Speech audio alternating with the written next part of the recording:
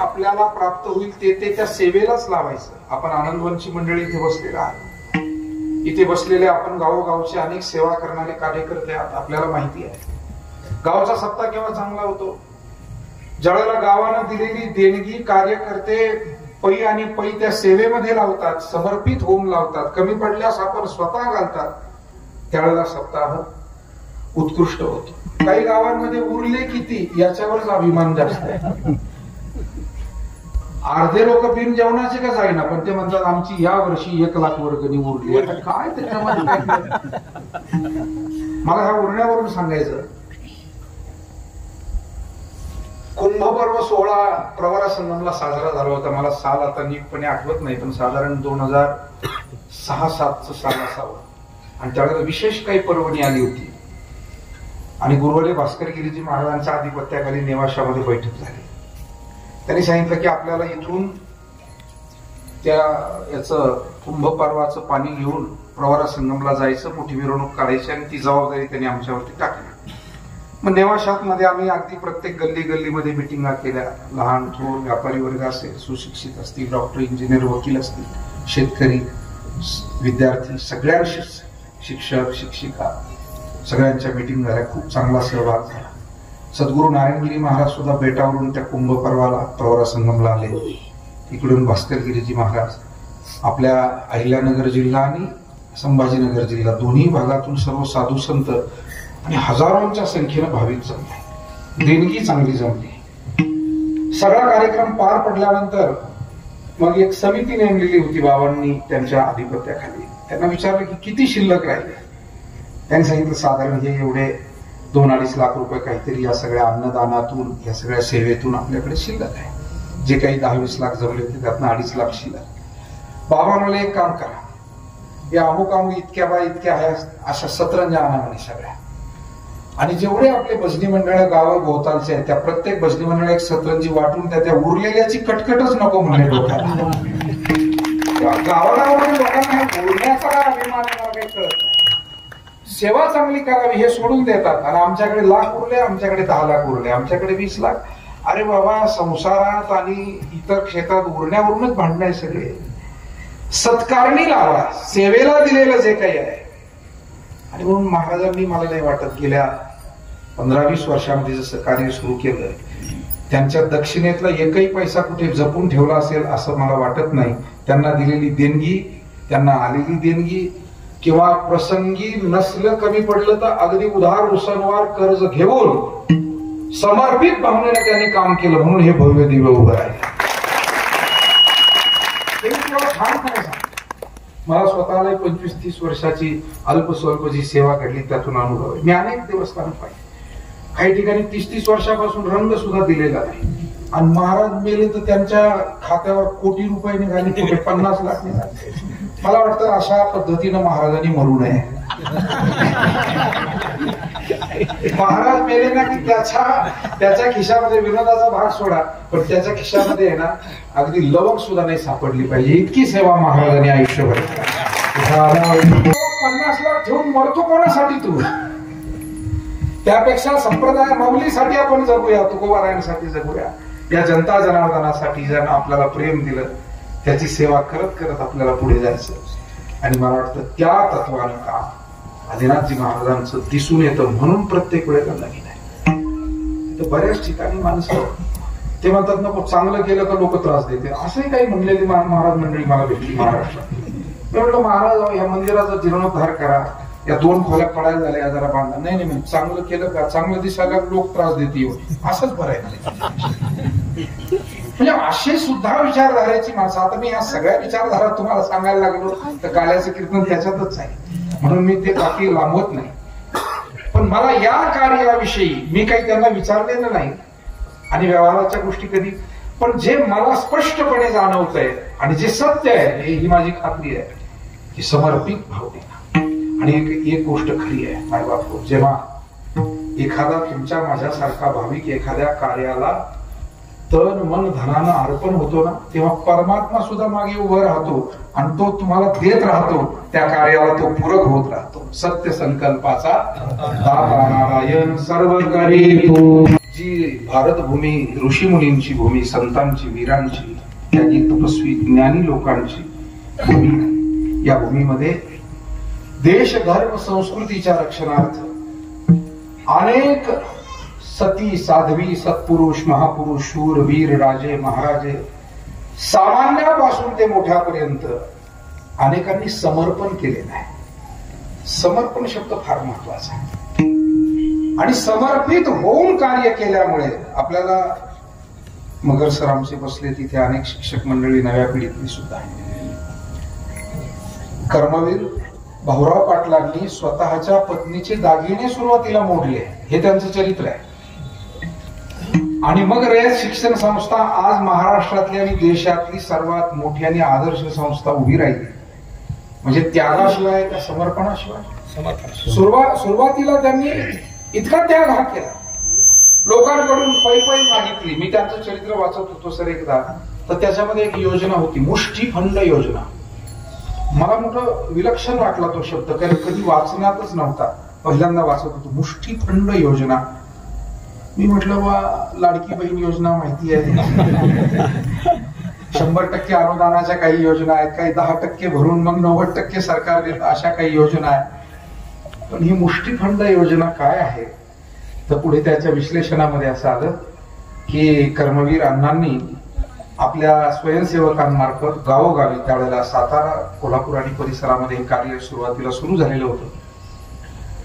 आणि जे गोरगरीब 18 पगड जातीतली सगळी मुलं शिकण्यासाठी येतात, तर त्यांना जेवण पाहिजे. मग जेवणाची व्यवस्था कशी करायची, तर त्यावेळेला जात्यावर दळलं जायचं. कर्मवीर अण्णांनी पिशव्या दिल्या प्रत्येक शेतकरी आणि कष्टकरी कुटुंबात. सांगितलं तुम्ही जात्यावर दळायला बसाल ना आई, त्यावेळेला 1 मूठभर धान्य आमच्या पोरांसाठी ह्या पिशवीत रोज टाका. किती सुंदर योजना आहे. आम्ही तर खूप त्या योजनेने एवढा प्रभावित झालो त्यावेळेला. काय कल्पकता आहे. कर्मवीर अण्णांचा निरोप असा होता प्रत्येक आई बहिणीला की आमची जी गोरगरीब लेकरं तुमचीच आहे, तुमच्याच घरातली आहे सर्वांची, ती शिकतायत आणि त्यांच्यासाठी रोज दळायला तुम्ही जात्यावर बसलात की ही पिशवी आमच्या संस्थेची इथं अडकवलेली खुर्तीला मूठभर धान्य रोज त्याच्या, म्हणजे साधारण महिनाभरामध्ये ती पिशवी भरायची. काय पाहिली अधुली त्याच्यात जे काही जमा होईल 4 किलो 2 किलो त्या पिशव्या जमा करायच्या आणि मग त्यातून ते सगळे गोरगरिबाची मुलं ती जेव घालायची. मला हे म्हणायचंय, अनेक गोष्टी ज्या उभ्या राहिल्या त्या समर्पित भावनेनं. म्हणून ती शिक्षण व्यवस्था असो, की धार्मिक सेवा असो, की राष्ट्रसेवा असो, या जगामध्ये सेवा म्हटलं की त्याच्या पाठीमागे त्याग लागतो, त्याच्या पाठीमागे अत्यंत समर्पित भावना लागते. नाही तर बऱ्याच वेळेला सेवा असते, पण सेवेचे बरेच प्रकार आहे. म्हणजे एका विद्यार्थ्याला गुरुजी म्हणाले, अरे बाळा बाहेर पाऊस चालू का पाहून ये रे. आमचे गुरु महाराज गुरु नारायणगिरीजी महाराज सांगायची गोष्ट. म्हणजे विद्यार्थ्याला गुरुजीने सांगितलं जा बरं बाहेर पाऊस चालू का. तो म्हणला गुरुजी ते मांजर आताच बाहेरून आलंय, ते तुमच्या जवळ आहे, त्याच्या पाठीवर हात ठेवून पहा, ते कोरडं असलं तर पाऊस बंद आणि मांजर ओलं लागलं तर पाऊस चालू. याचा अर्थ काय झाला. याला सेवा म्हणता येईल का. तुकोबारायांनी सेवेचं व्रत कसं असतं ते सांगितलं. म्हणाले सेवा करताना आपल्याला किती कष्ट झाले तरी मागे फिरू नये. तुका म्हणे करा सेवा.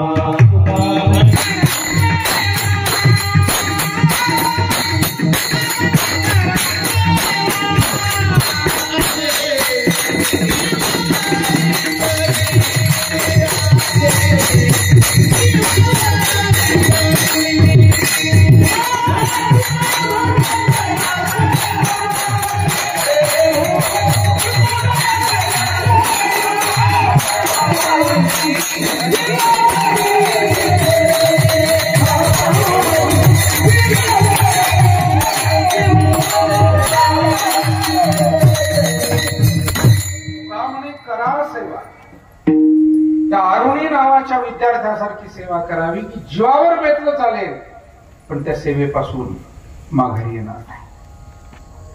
आपण आताच भारतातले सगळे लोक एका प्रसंगातून पुढे आलोय आणि तो अत्यंत कठीण असा प्रसंग होता.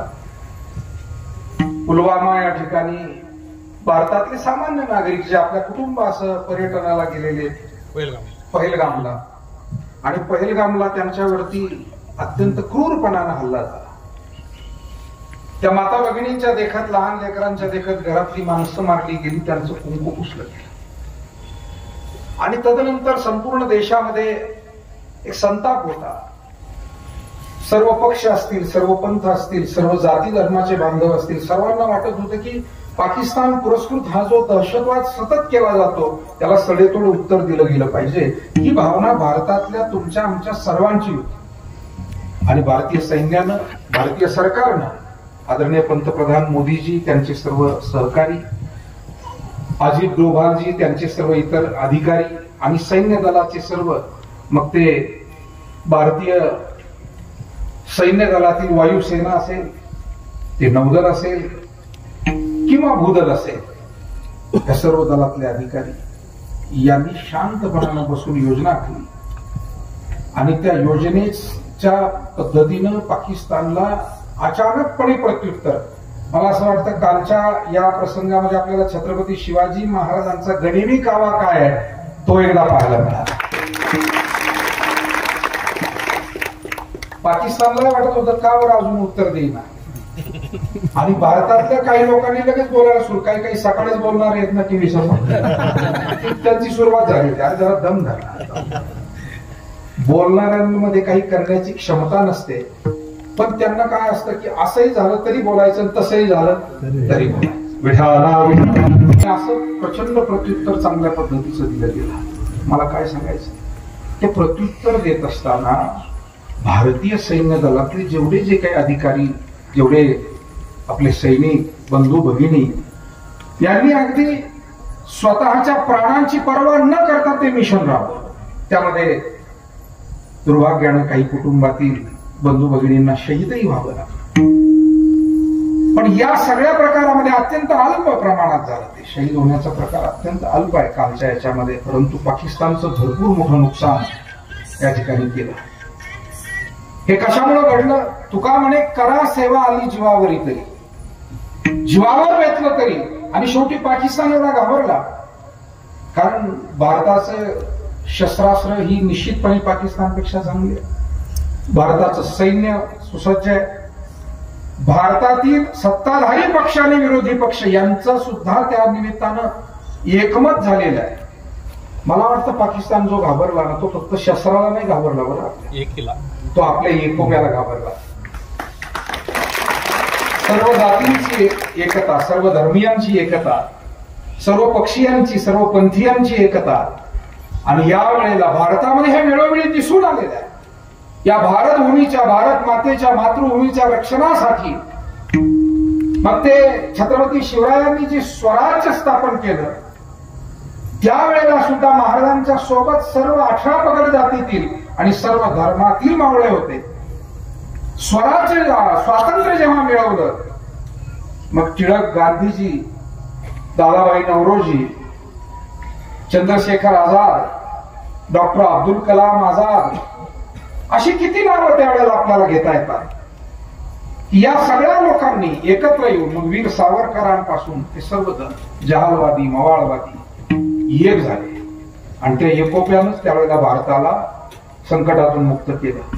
आणि मला वाटतं येणाऱ्या काळात सुद्धा हा देश, ही संस्कृती या पिढ्याला आमचे आदरणीय गुरुबंधू आणि आपल्या अहिल्यानगर जिल्ह्यात जी नव्या पिढीमध्ये जी अशी आता ज्ञानवान, गुणवान कीर्तनकार मंडळी, आणि नुसते कीर्तनकार, वारकरी संप्रदायाचे समर्पित कार्यकर्ते म्हणून जे आपल्याला नजरेत भरतात अशी जी मंडळी आहे, त्यामध्ये आमचे आचार्य शोभमजी महाराज खांडेकर, जसं आदिनाथ महाराजांविषयी मगाशी बोललो, आमच्या या गुरुबंधूंविषयी बोललो. आमचे शोभमजी महाराजांचं कार्य श्रीरामपूर तालुक्याला वारकरी संप्रदायाचं नेतृत्व पांडुरंगाने दिलंय असं आम्हाला निश्चितपणे वाटतं. खूप चांगलं, खूप आदर्शता, समर्पित भावनेला सगळ्यांना सोबत घेऊन ते उपस्थित झाले. आणि आपल्याला हे चित्र महाराष्ट्रभर दिसणं गरजेचं आहे की सर्व वेगवेगळ्या संस्थेचे, वेगवेगळ्या गुरुपरंपरेचे, वेगवेगळ्या परिवारातले हे अशी सर्व वारकरी एकत्र येणं हेच वारकरी संप्रदायाचं उद्दिष्ट आहे. आपण 700 वर्षापूर्वी 750 वर्षापूर्वी माऊली ज्ञानराजांनी केलेलं कार्य नजरेसमोर आणलं तर आपल्याला हे स्पष्टपणानं दिसतं. ज्ञानोबांनी वारकरी संप्रदायाचं कार्य सुरू केलं म्हणजे काय केलं? कैलासराव बोले जुने पक्वाजे तुम्ही, अरे पैलवान थकला तरी त्याला नारळ द्यावा लागतं बाबा. हनुमानवाडीकर स्नेही आहेत, सोनई हनुमानवाडी कैलास महाराज फुलके खूप चांगले स्नेही आहेत. मी आपल्याला सांगत होतो ज्ञानोबा माऊलींनी वारकरी संप्रदायाचं कार्य केलं म्हणजे काय केलं तर पहिलं काम त्यांनी केलं, सर्वांना विठ्ठलाच्या भक्तीकडे प्रेरित केलं. ही पहिली गोष्ट. आणि विठ्ठलाच्या भक्तीकडे पंढरी हे केंद्र मानून सर्वांना प्रेरणा देऊन पंढरीमध्ये आणलं. माझे जीवीची आवडी पंढरपुराने नगुडी, पांडुरंगी मनरंगले, गोविंदाचे गुणी वेधले. नामदेवराय तर म्हणाले आम्ही हा विठोबाचा धर्मच आता सुरू केलाय. विठोबाचा धर्म जागो त्याचे चरणी लक्ष. अर्थात हा विठोबाचा धर्म म्हणजे दुसरं तिसरं काही नाही, तर त्या पंढरीत आलेले जे सर्व संत वारकरी लहान थोर भाविक सगळ्यांना एकत्र केलं. मेळविली मानली वैष्णवांची मायबाप हो. सज्जनांचं संघटन झाल्याशिवाय सत्कार्य उभं राहत नाही आणि सत्कार्य ही वेगवेगळ्या रूपाने उभी राहिल्याशिवाय समाज सुखी आणि संपन्न होत नाही. म्हणून समाज सुखी समाधानी संपन्न बनवायचा आहे.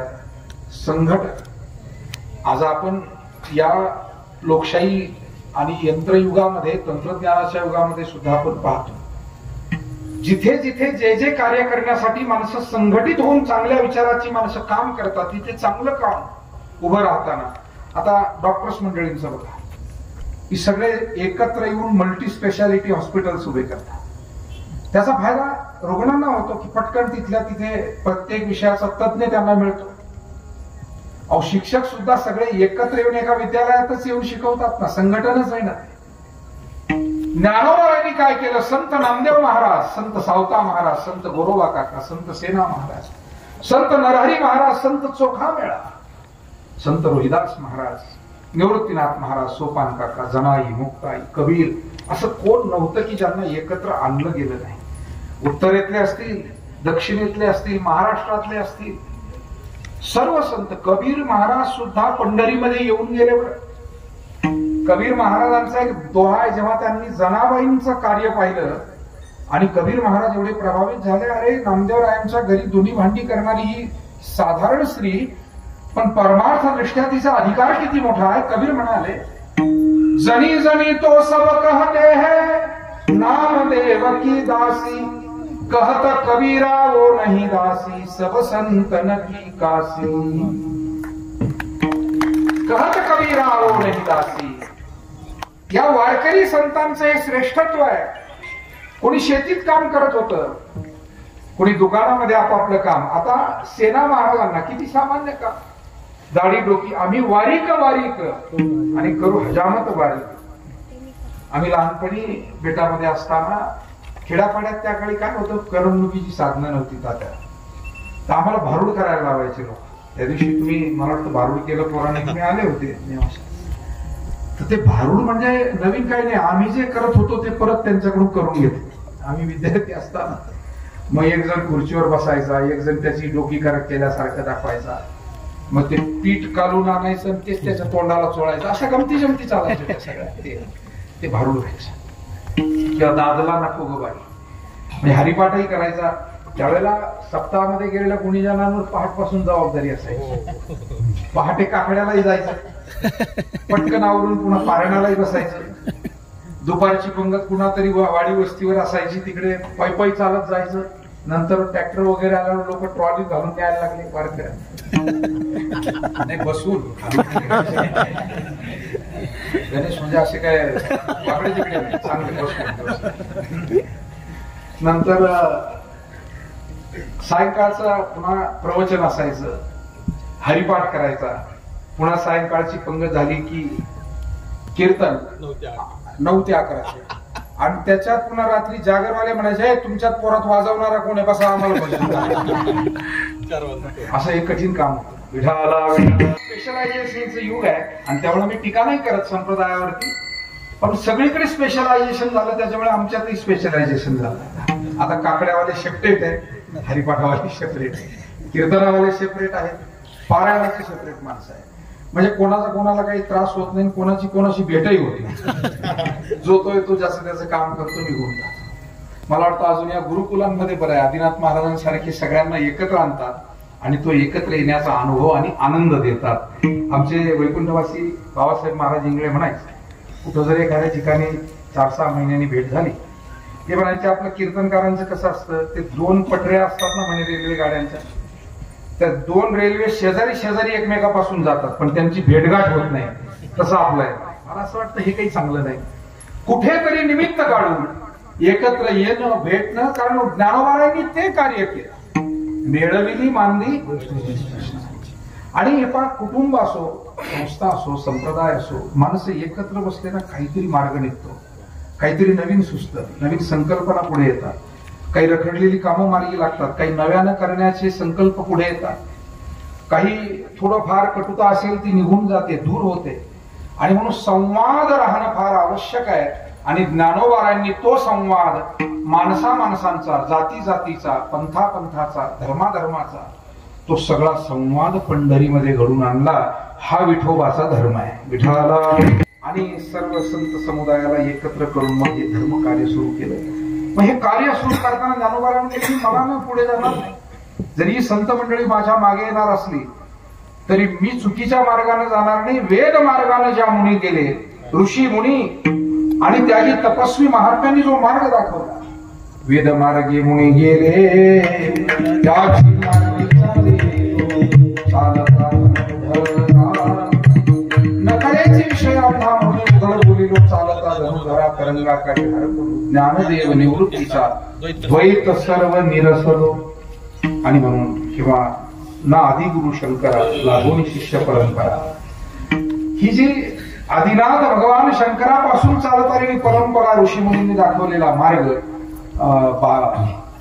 विठाला घेतो भाष्यकाराते वाट पुसतो, मी अयोग्यही न पवतू के जाई.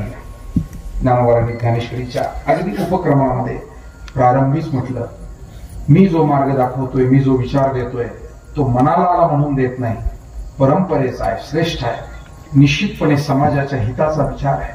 आणि म्हणून इथे अभंगामध्ये सुद्धा प्रश्न धर्मतत्वाच्या रक्षणाचा आहे. आणि हे धर्मतत्वाचं रक्षण एकतर या भूतलावर भगवान परमात्मा येऊन करतो. जब जब होय धर्म की हानी, बाळही असुर खल अभिमानी. जे ज्या वेळेला दुष्ट प्रवृत्तीचे लोक वाढतात आणि तब तब हरिधरी विविध शरीरा, भगवान परमात्मा सज्जनांची पीडा हरण करतो, वेगवेगळी शरीर त्यावेळेला धारण करतो, असं तुलसीदासजी महाराज म्हणतात. ऐसा ऐसया काजा लागी अवतरे मी युगे युगी, हे ओळख हे तो जगी विवेकिया.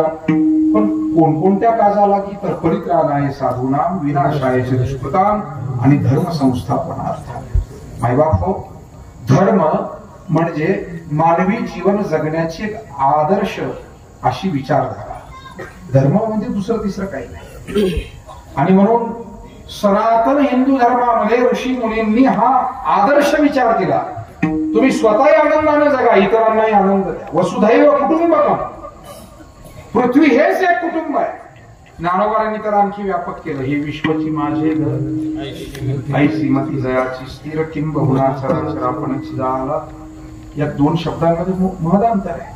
वसुधा एव कुटुंबकम म्हणजे पृथ्वीला कुटुंब मानलं ऋषी मुनींनी. आणि ज्ञानोबा फक्त पृथ्वीला मानत नाही, विश्वामध्ये पृथ्वीसारखे सर्व ग्रह आले आणि सर्व ग्रहावरचे अन्य देवता आणि इतर जीवही आले. म्हणजे वारकरी संत हे ऋषी मुनींच्याही विचारांना आणखी किती व्यापक करतात. जसं वडिलांचा प्रपंच मुलाने आणखी मोठा करावा, आणखी चांगला करावा, आणखी समाजाभिमुख करावा, तसं वारकरी संतांनी ऋषी मुनी आणि महात्म्यांचं कार्य आणखी व्यापक केलं. विठाला संप्रदाय ज्यांना कळला, ज्यांनी त्याचं थोडंफार परिशीलन अध्ययन चिंतन केलं, त्यांना निश्चित माहिती आहे की व्यास, वशिष्ठ, वाल्मिकी हे जे महान ऋषी मंडळी, या सर्व ऋषी मंडळींच्या तुलनेमध्ये वारकरी संत जर आपण पाहिले तर ते त्यांच्या समान म्हणतात असं नाही, त्यांच्याही पेक्षा किंचित आपल्याला ते महान वाटतात. त्याचं कारण त्यांनी तो विचार आणखी काय केला, मोठा केला. वाढावया सुख भक्तिभाव धर्म कुळाचरण विठोबाचे अवतार तुम्हा धराया कारण उद्धराया जन जड जीवा विठाला.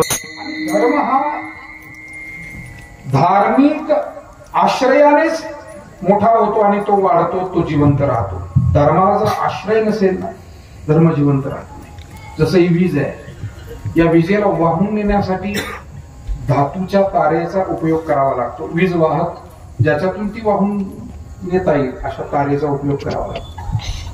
अन्यथा तार जर नसेल तर वीज आपल्यापर्यंत पोहोचू शकत नाही. तसं धर्म हा फक्त ग्रंथातच राहिला, धर्म हा फक्त मंदिरातच राहिला आणि तो जर तुमच्या आमच्या जीवनात उतरला नाही, तुमच्या आमच्या घरात आला नाही, तुमच्या आमच्या रोजच्या आचार विचार व्यवहारात आला नाही, तर धर्म लोप पावतो.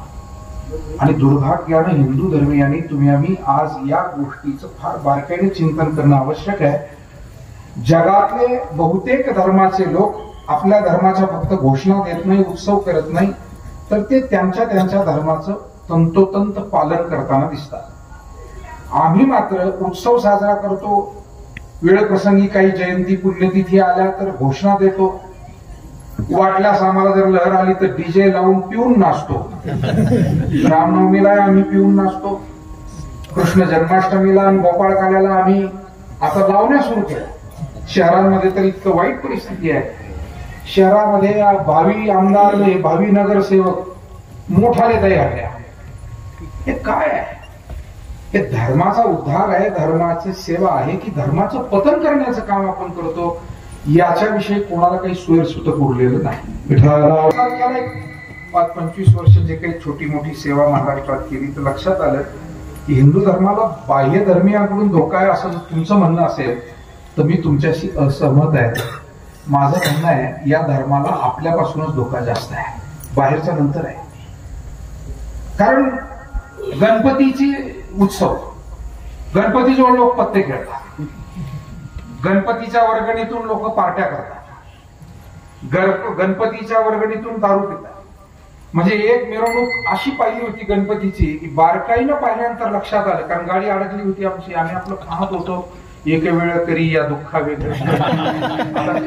कधी नांगरे साहेब आले होते, एके साहेब आमच्याकडे व्याख्यानाला, ज्या वेळेला आपल्याला एसपी होते ते अहिल्यानगर जिल्ह्याला, तर त्यांचं एक वाक्य मला फार छान आवडलं.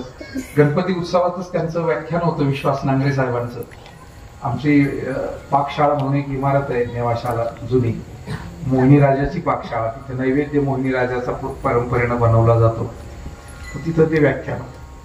ते म्हणाले गणपती कोणाला बुद्धी देतो, कोणाला ज्ञान देतो, कोणाला सुख देतो, कोणाला यश देतो, पण आम्हाला पोलिसाला टेन्शन देतो.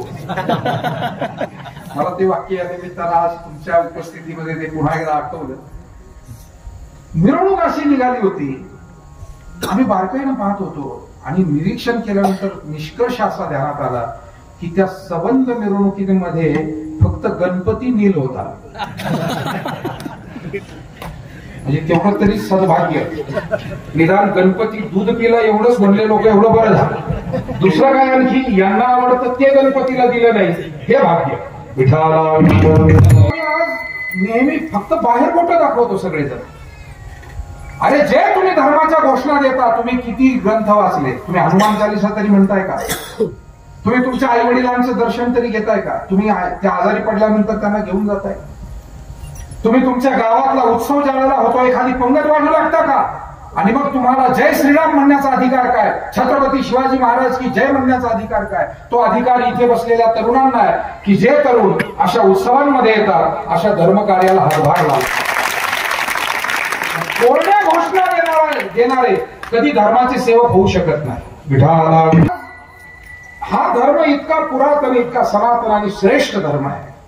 जगाच्या पाठीवर अशी धर्मतत्व नाही, परंतु त्याचं आचरण जर कमी झालं तर तो हळूहळू संपुष्टात येईल. जर आम्ही हळूहळू गंध लावायचेच बंद झालो, टिकली नाही कुंकुनी टिकली तरी आता ती पण उकली, ती पण नष्ट होत चालली.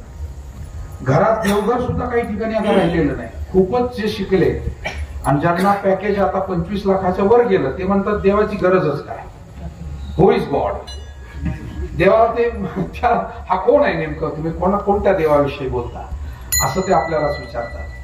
तेव्हा ही देवाची कृपा आपल्यावर झाली म्हणून आपण असं उद्दामपणे वागून चालणार नाही. आपल्याला हिंदू धर्मीय म्हणून आमच्या मुलांनी शिकावं, मोठं व्हावं, हिंदू धर्मीयांच्या मुलांनी सुद्धा. पण शिकल्या सवरल्यानंतर सुद्धा मला समाजामध्ये आजही अनेक चांगले तरुण भेटतात, मुलं मुली भेटतात. तुमच्या आमच्या घरातले शहरामध्ये कुठं गेलं ते कीर्तनाला येतात, ते दानधर्म करतात, ते सेवा करू लागतात. मला वाटतं सर्व कुटुंबांमध्ये धर्म पाळला गेला पाहिजे, व्रत उपवास टिकले पाहिजे, घरात देवघर असलं पाहिजे, देवघरातल्या देवांची पूजा झाली पाहिजे, घरातलं आतिथ्य जपलं पाहिजे, घरात ग्रंथाचं वाचन चिंतन झालं पाहिजे. सांगतो मायबापू, घर हे जर का अत्यंत आपल्याला सुखी करायचंय ना तर घराला मंदिर बनवावं लागेल, घराला मंदिर बनवावं लागेल. मंगलता, दिव्यता, रम्यता तिथे आपल्याला आणावी लागेल. आणि घर हे एकदा का मंदिर झालं तर मंदिरातल्या देवाला सुद्धा मंदिरात करमणार नाही. सुखे येतो घरा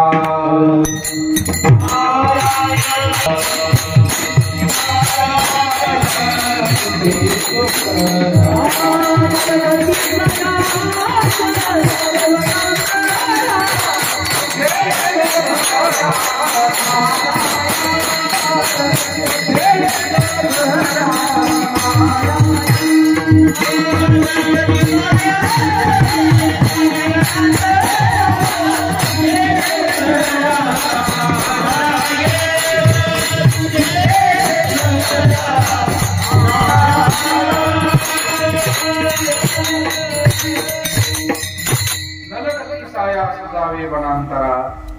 घर हे इतकं पवित्र सुंदर आदर्श बनवावं की द्वारकेचा राणा पांडवा घरी, पांडवांना घरच नव्हतं तरी पांडवा घरी, वनात राहावं लागलं 12 वर्ष, पण देव त्यांच्या सोबतच राहिला. त्याचं कारण असं आहे की त्यांनी भगवंताला आवडेल अशा पद्धतीचं आचरण केलं. मला एवढंच म्हणायचंय, आमचं घर धार्मिकतेनं भरून गेलं पाहिजे. आणि निश्चितपणे इथे बसलेल्या सज्जन मायबापांना, स्त्री पुरुषांना सगळ्यांना अनुभव आहे, घरामध्ये ईश्वराचं अधिष्ठान टिकून राहिलं ना की दुःखाचं रूपांतर सुद्धा हळूहळू सुखामध्ये होतं, समस्या सुद्धा हळूहळू कमी होत जातात, आणि मनातली विषण्णता, उद्विग्नता कमी होत जाते आणि सुख घडोघडी वाढू लागे. हा अनुभव आपल्यासारख्या अनेक सज्जन भाविकांना, वारकऱ्यांना आजही येतो. आपण पूर्वी तो घेतलेला आहे. आणि म्हणून आज तुकाराम महाराज म्हणतात की या जगातला हा धर्म खिळखिळा ज्यावेळेला होतो त्याला एका बाजूला जे दुष्ट लोक धर्मावर आक्रमण करतात त्यांना मारायचंय आणि सामान्यांमध्ये सत्प्रवृत्ती वाढीस घालायची, सामान्यांमध्ये तो सद्विचार वाढवून त्यांच्यापर्यंत तो धर्म पोहोचवायचा आहे. आणि हे कार्य करण्यासाठी द्वापार युगामध्ये जसं त्रेतायुगामध्ये प्रभू रामचंद्र आले होते आणि नर वानर सामान्य सगळ्यांना सोबत घेऊन प्रभू रामचंद्रांनी आपलं कार्य केलं. मला काल एक असा विचार मनामध्ये आला, मी सहज रामायणातली गोष्ट ऐकत होतो आणि असा विचार मनात आला की मोठ्या माणसांवर संकट आलं ना की सामान्य माणसासाठी ती पर्वणी ठरते. बघा बरं मी काय बोलतो, मोठ्या माणसावर ज्या वेळेला संकट येतं, तो अडचणीत येतो, त्यावेळेला सामान्य माणसाच्या उद्धाराचा तो काळ असतो. मी तुम्हाला समजून सांगतो. भगवान प्रभू रामचंद्र ज्या वेळेला कैकेयी मातेनं मागणं मागितलं की माझ्या भरताला राज्यपद आणि रामाला वनवास, एवढं महान देवतत्व आहे, पण वनवास ठीक आहे. पण मायबाप हो, रामाच्या स्वतःच्या आयुष्यामध्ये ती समस्या निर्माण जरी झालेली असली, राहू दे राजू, राजू जायला फक्त आठवण काढायची, सगळे घरातलेच आहेत ना, नावानिशी सगळे माहिती आहेत, थेट मागे बसलेल्यांपर्यंत. पण चांगला आहे आपला, फार चांगली सेवा करतो. मी काय सांगत होतो आपल्याला, प्रभू रामचंद्र वनवासाला जेव्हा निघाले तेव्हा ते किवट जिना भेटले. सामान्य माणसांपर्यंत त्यांना जाता आलं, सामान्यांचं जीवन आणि समजून घेता आलं, त्यांच्या समस्या सोडवता आल्या, त्यांचं प्रेमही मिळवता आलं. मला सांगा, राम जर वनवासाला आले नसते तर केवटजीला कधी भेटले?